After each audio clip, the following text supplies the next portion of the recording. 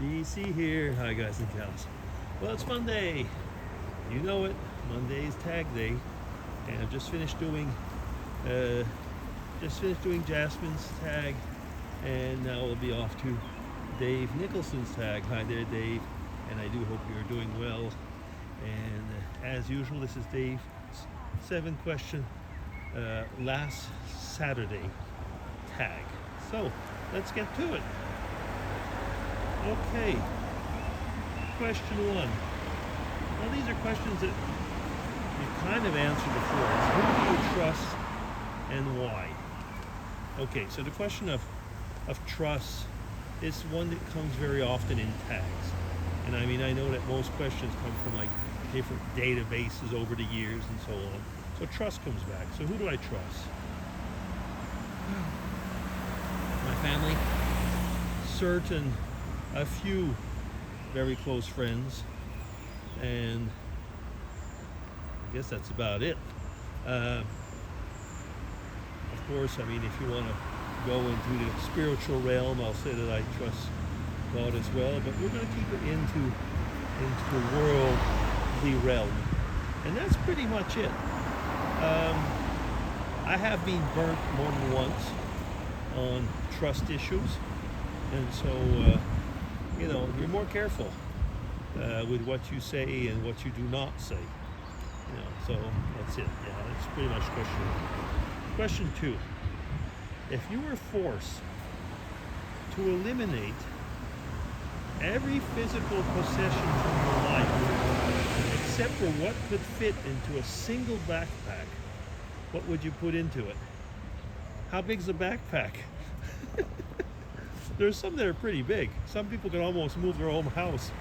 But if it's let's say if it's the standard backpack like the one that I use, not a hiking. If it's a hiking backpack, then I can put a lot of clothes and stuff like that. But if it's like the standard backpack, like when I go into town, I guess that, well, I'd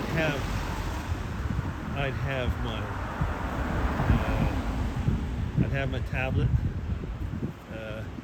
My phone would probably be in my pocket, so I'd have my tablet. I'd have my camera with one lens on it. I probably have one or just a few clothes, because if I'm going to have to go like that, it probably doesn't matter if I was going to say if I'm not wash or stink. I'd have my hats on my head, so that wouldn't be necessary to be in there. I'd probably have a passport. Oh, that might be in my pocket again. And I kind of think that I would throw in my external hard drives, because they would have pretty much everything that would be related to my digital life, and I'd have my pictures on there. And let's see, maybe a few important documents, I guess. For one of the reasons is if I'd be ending up having to do that, that would mean probably that I would have to, I want to be a documented person. And I guess that would be about it.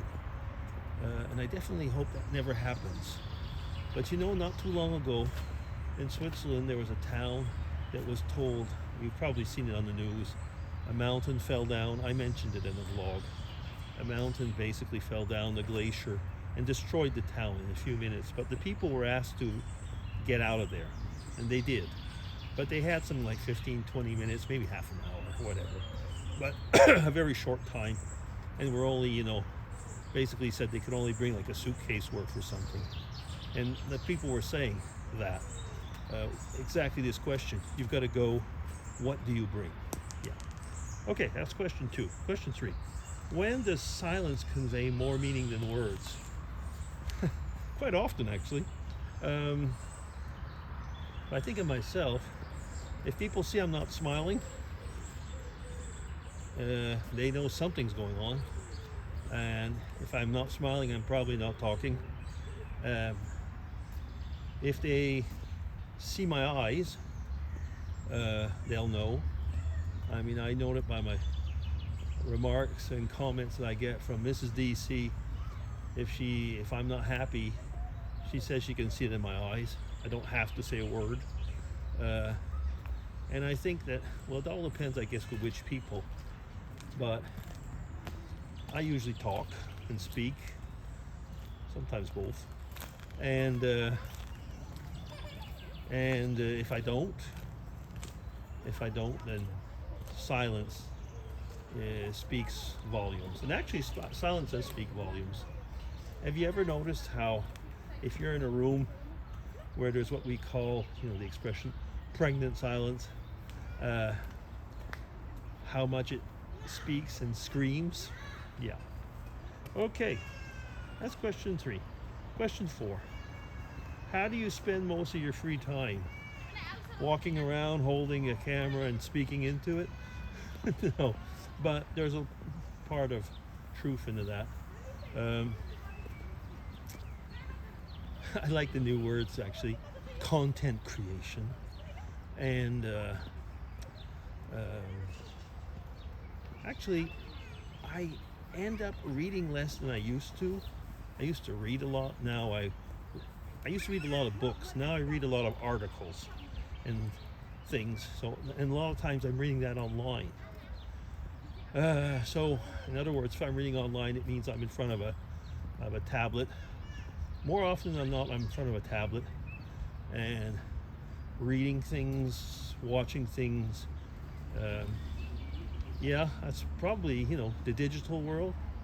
And that's where we do end up spending up most of our free time. And I say most of our because, sometimes we're not watching the same thing, but I'm with Mrs. DC, so I'm with her. That's when I spend most of my free time. Yeah, I guess that would be it. If I could, I'd probably be spending it in Ireland traveling, but I can't. Okay, that's said enough. So let me see, that was question 4. Question 5. Who do you think of first when you think of success?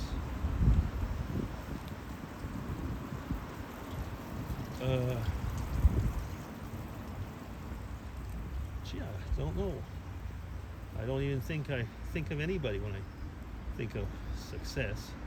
Because, very often when I look at the people who are supposedly successful, the ones that I know around me, they've usually had their so-called success at a very heavy price. Could be that they're successful in business, but they're failures in family, or they're, maybe they're a success in their family, but a failure in business. Actually, then I would say they're a success, but that is not relative to the question right now. And who do I think of? Nobody in particular, actually. No. Sorry, but I wouldn't say that I can think of any particular person to think of success. Again, define success, I suppose. Question 6. What do you want to be what did you want to be when you grew up? Well, I didn't want to be what I'm doing now. No, I mean is that when I was growing up, I had not thought of being a chemist or something like that. Because that's basically where I did my studies, and from chemistry went on to other stuff in science. So when I was young, I did not want to be what I am now. I wanted to be a medical doctor and a specialist. I've said it before, and I know a lot of you will find it amusing, but I wanted to be a gynecologist. I guess I just wanted to look at women. But yeah, I didn't want to be in the medical field, and it just simply did not happen. So, but contrary to a lot of people, I never wanted to be like a policeman or a fireman or something like that. Some people want to be a pilot. I didn't want to be any of those things. No, so yeah, basically answered on that one. Now, that was question 6. We're up to 7 and last. How will today matter in 5 years from now? As much as yesterday did, and as much as tomorrow. First off, who knows where you'll be in 5 years? I mean, if we're on Earth. I know where my future will be. Again, you all know my worldview, so I will leave it at that. But what does today matter? Well, today matters probably in my interactions with others. So what I do today might have something to do with somebody else's life, maybe with mine, in 5 years. You know that theory about the butterfly wings that change something in the air, in the currents, and change something else and change something else. So the most insignificant things can have big impacts in the world.